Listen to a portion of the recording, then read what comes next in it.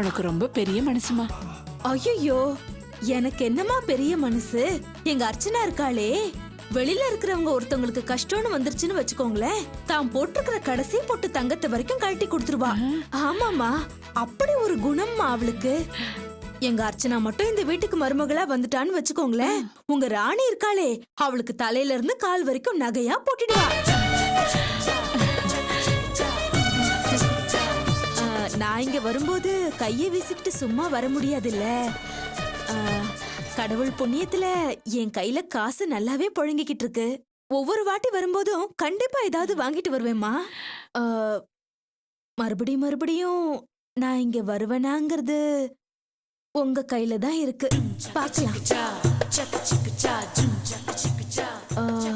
எதுக்கும் இன்னொரு தடவை உங்க புள்ள கிட்ட பேசி பாருங்க.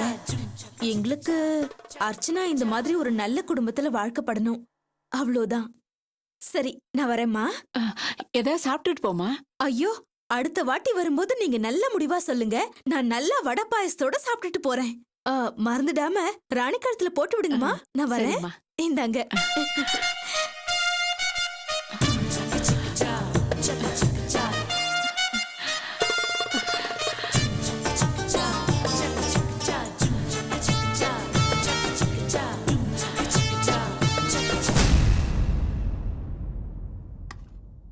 போதுமா?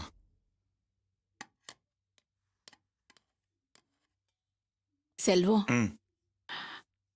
அந்த அர்ச்சனாவோட அண்ணி இன்னைக்கு வந்திருந்தாங்க. என்னவா? பொண்ணு விஷயத்துல என்ன முடிவு எடுத்திருக்கீங்கன்னு கேட்டாங்க. நீ சொன்னதை சொல்லிட்டேன். பாவம்பா, அவங்க மூஞ்சி வாடி போச்சு. இப்படி ஒரு பொய் சொன்னாதான் அர்ச்சனாவுக்கு கல்யாணம் நடக்கும், இல்லைன்னா ஜென்மத்துக்கும் அவ வீட்டோட தான் இருப்பான்னு சொல்லி ரொம்ப வருத்தப்பட்டாங்க.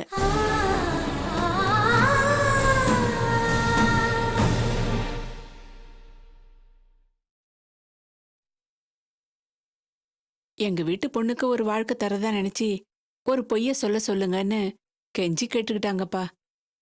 பாவம், எனக்கே பார்க்க பரிதாபமா போச்சு.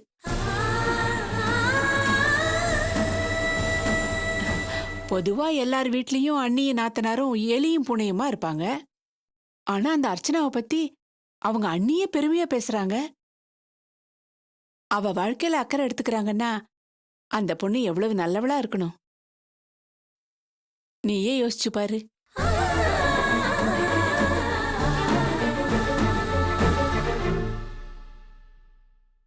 அந்த பொண்ணுக்கு அப்புறம் அடுத்த 2 பொண்ணுங்க இருக்காங்களாம்.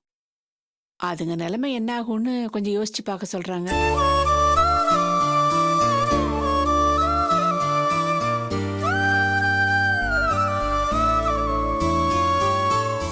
பெத்த தாயாலே அந்த பொண்ணுக்கு ஒரு நல்ல வாழ்க்கை கொடுக்க முடியாதுங்கிறப்போ நாம அதுக்கு ஒரு வாழ்க்கை கொடுக்கறதுக்காக பொய் சொல்றது தப்பு இல்லைன்னு நான் நினைக்கிறேன். நீயும் யோசிச்சு பாரு செல்வம்.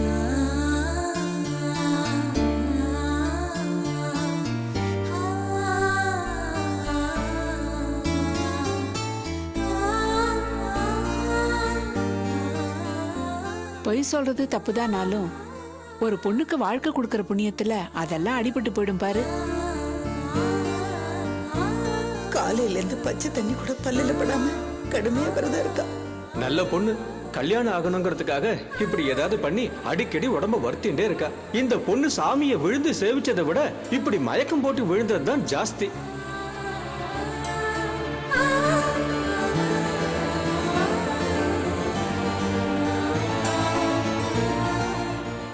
என்ன செல்வம் சொல்ற?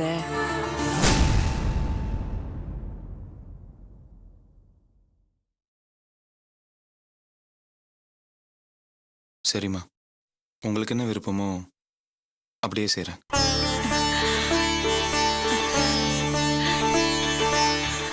செல்வம், நிஜமாதான் சொல்றியா? ஆமாம்மா, ஆக வேண்டியது பாருங்க. இப்பதாப்பா எனக்கு ரொம்ப சந்தோஷமா இருக்கு. நாளைக்கே வேலையை ஆரம்பிச்சிடுறேன். இன்னும் கொஞ்சம் போட்டுக்கப்பா. இல்ல போதுமா. சொன்னா கேளு செல்வம், நீ வர வர ரொம்ப கம்மியா சாப்பிடுறப்பா. இந்த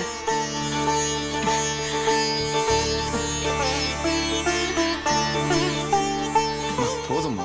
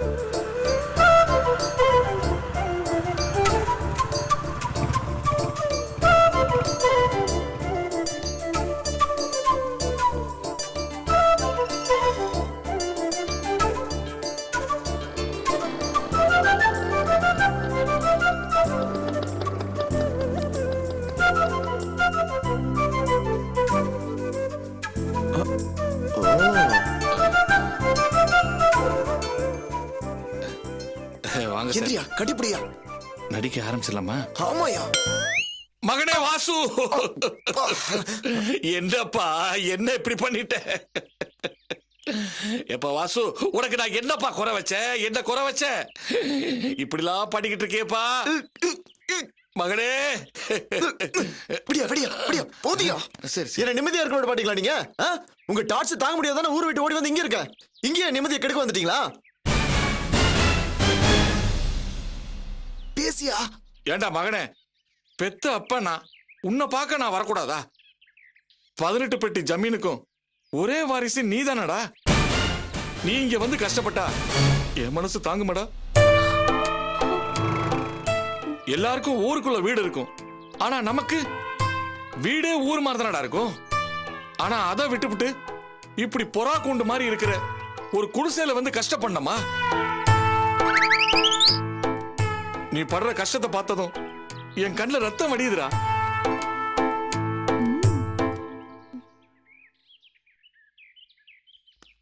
டேய், உடனே கிளம்பி ஊருக்கு வாடா.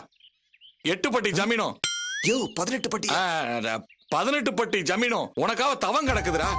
தயவு செஞ்சு என்ன என் வழியில விட்டுருங்கப்பா. கையால் ஆகாத வந்து அப்பா சொத்துல வாழணும்னு ஆசைப்படுவான். எனக்கு இந்த ஜமீன்தார் அதிகாரம், பகட்டு, ஆடம்பரம் எதுவுமே வேண்டாப்பா. சாதாரண ஜனங்கள ஒருத்தனா நேர்மையா உழைச்சு சம்பாதிச்சு என் சொந்த கால நிக்கணும்னு தான் நான் எப்போதும் ஆசைப்படுறேன். அதுதான் எனக்கு சந்தோஷம். தயவு செஞ்சு என்ன விட்டுருங்கப்பா, விட்டுருங்க.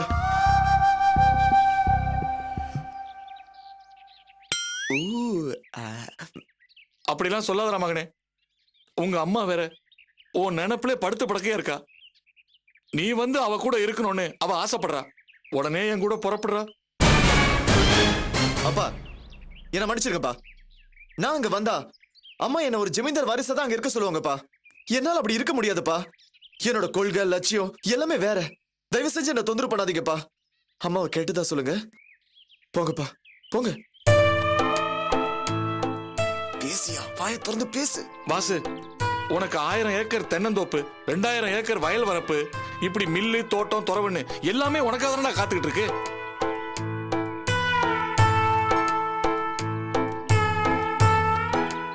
அப்பா, அம்மா பாசத்துக்கு நான் படியிலன்னதும் அடுத்து சொத்தாசை காட்டுறீங்களா? எனக்கு எதுவுமே வேண்டாப்பா. எனக்கு சேர வேண்டிய சொத்தெல்லாம் ஏதாவது அனாதை ஆசிரமத்துக்கு எழுதி வச்சிருங்க. அவ்வளவு சொத்துலயும் நான் ஒருத்தன் வாழறதை விட 1000 குழந்தைங்க வாழட்டும்.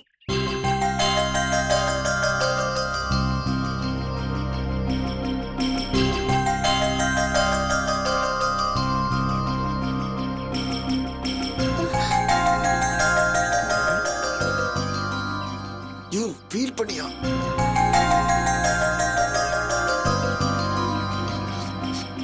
வாசு, இதான் உன் முடிவாப்பா? ஆமா. தயவு செஞ்சு நீங்க இனிமே என்ன தேடி வராதீங்க. போங்க.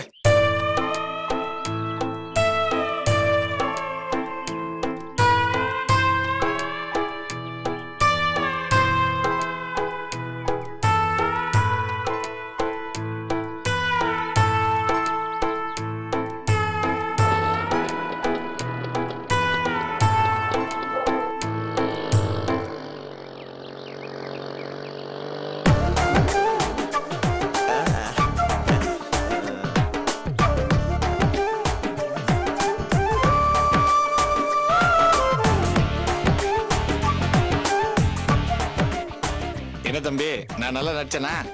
Very nice. தேங்க்யூ. அரைச்சமாவே நல்லா அரைச்சிட்டு இருக்க. சொல்லி கொடுத்த டைலாக் திருப்பி திருப்பி சொல்லிட்டு இருக்க. மகனே மகனே மகனேன்ட்டு. தம்பி பேமெண்ட் தம்பி. பேமெண்டா? நீ நடிச்ச நடிப்புக்கு நீ தான் எனக்கு பேமெண்ட் கொடுக்கணும். இந்த படி வா. என்ன தம்பி 500 ரூபாய் கம்மியா இருக்கு? நான் எவ்வளவு டைலாக் சொல்லி கொடுத்தேன்? ஏதாவது ஒன்னாவது உருப்படியா சொன்னியா நீ? 18 பட்டி சொல்ல வேண்டிய இடத்துல 8 பட்டி தான் சொன்னேன். நான் தானே உனக்கு எடுத்து கொடுத்தேன். தம்பி தலையெல்லாம் டை அடிச்சிருக்கேன் தம்பி. நான் ஷூ கட்டி அடிப்பேன். கிளம்பும் போதுல தம்பி இந்த ட்ரெஸ்ஸுக்கு வாடகை தம்பி. அதெல்லாம் இந்த காசுலயே சரியா போச்சு. போ. இல்ல தம்பி, நான் அது விட்டு வந்து கடிக்க விட்டுரு. போயிடு. இல்லப்பா போயிடுறேன்பா. நான் வந்து வாட்சானுங்க. ஆனா இருந்தாலும் இந்த டிராமாக்கு இந்த வீட்டுக்கு 1000 ரூபாய் கொடுக்கறது ரொம்ப ஜாஸ்தி தான். ஆமா, என்னடா பண்றது? வீடு ஷூட்டிங் வீடு. நானும் எவ்வளவோ குறைச்சு பார்த்தேன், குறைக்க மாட்டேன்டா. இந்த மாதிரி நான் எல்லாம் ஃப்ரீயா கொடுத்துருக்கேன். செலவை விடு மச்சான். ரேவதி போற எக்ஸ்பிரஷனை பாத்தியா? நீ போட்ட டிராமா ஒர்க் அவுட் ஆயிடுச்சு. கரெக்ட். ஆமாண்டா மச்சி, ரேவதி இனிமே உங்ககிட்ட சரண்டர் தான். சும்மாவா, 18 பட்டி ஜமீன் ஆச்சே. ஓவரா பில்டப் நீங்க எனக்கே கொடுக்காதீங்கடா. முதல்ல வீட்டை போட்டு அவசரம் கிட்ட சாவி கொடுங்க வாங்க. வா போலாம். தம்பி டீங்க இவன் போலியா வேணா இவன் என்ன பண்ற பாரு. ஐயோ போடா. ஜமீன்தார் கிட்ட விட நாளைக்கு பிச்சைக்காரன் கிட்ட தான் கரெக்டா இருந்திருக்கும்.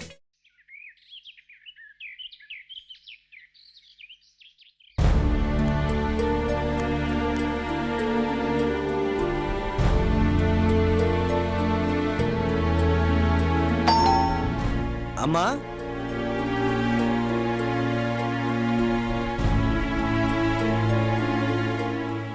என்னையா எதுக்கு இந்த பக்கம் வந்த? உங்களை பார்த்துட்டு போலான்னு வந்தேம்மா. என்ன விஷயம்? புதுசா ஒரு வரன் வந்திருக்கு, அதை உங்ககிட்ட காட்டிட்டு போலான்னு வந்தேம்மா. ஒழுங்கான வரனா இருக்கும்ல? இருக்குமா? ஆ, உள்ள வா. ரொம்ப நன்றிம்மா. உக்காரு. தொடப்பத்தை கொஞ்சம் கீழே வைங்கம்மா. ஆ, ஆ, புரியுது, உக்காரு. இதான் பையன், பேரு செல்வம், வீடு வெஸ்ட் மாம்பலத்துல இருக்கு. வீட்டுல 2 பையன் ஒரு பொண்ணு. இவர் தான் மூத்த பிள்ளை.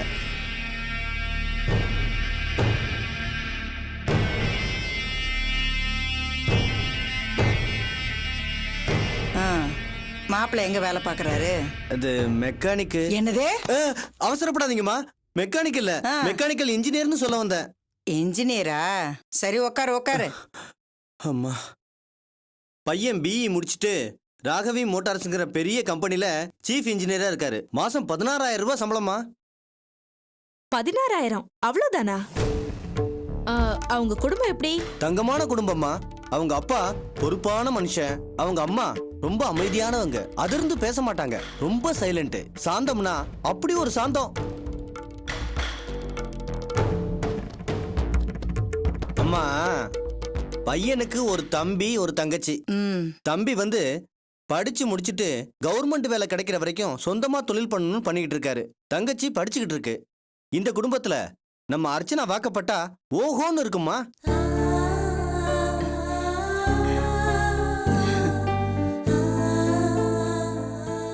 பையன் ரொம்ப நல்ல டைப்பு, எந்த கெட்ட பழக்கமும் கிடையாது, பழகுறதுக்கு தங்கமான குணம்.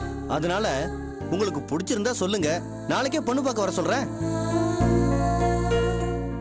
என்ன சொல்றீங்கம்மா? வர சொல்லுங்க. ஆமா, உறுதியா தானே சொல்றீங்க? ஆமாங்க, நாளைக்கே வர சொல்லுங்க. ரொம்ப சந்தோஷமா, அப்படியே சொல்லிடுறேன். அப்ப நான் வரட்டுங்களாம்மா? சரிங்க. ஜெயந்தி, ஆ, இந்த பையன் அழகா இருக்கான்ல? ஆமாத்த, நம்ம அர்ச்சனாவுக்கு பொருத்தமான மாப்பிள்ளை.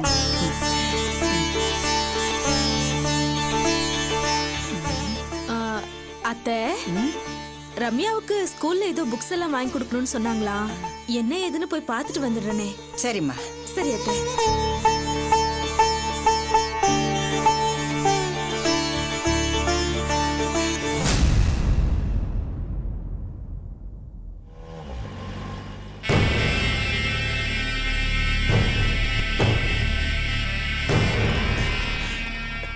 என்ன மேடம், நான் சரியா பேசினேனா? ஒழுங்காவே பேசினேன். நான் எதிர்பார்த்ததை விட நீ நல்லாவே பேசின. அதான் பேசுனதை விட ஜாஸ்தி தரேன். அதெல்லாம் வேண்டாம்மா, பேசின தொகையை கொடுத்தா போதும். ஏன்? இந்த காரியத்தை கமிஷனுக்காக வேண்டி பண்ணல. இந்த வீட்ல பழி தீர்க்க வேண்டிய காரியம் ஒண்ணு முடிஞ்சது. இந்த பொம்பளை மனுஷியாவ என்ன ஆம்பளைன்னு கூட பார்க்காம நாய் மாதிரி நடத்தி தொடப்பத்தை எடுத்து விரட்டினவாவ. அவளை பழி வாங்குறதுக்கு தான் நீங்க கேட்டதும் ஒத்துக்கிட்டேன். சரி, பரவாயில்ல, இதை வச்சுக்கோ. தேங்க்ஸ். நான் வரேன் மேடம்.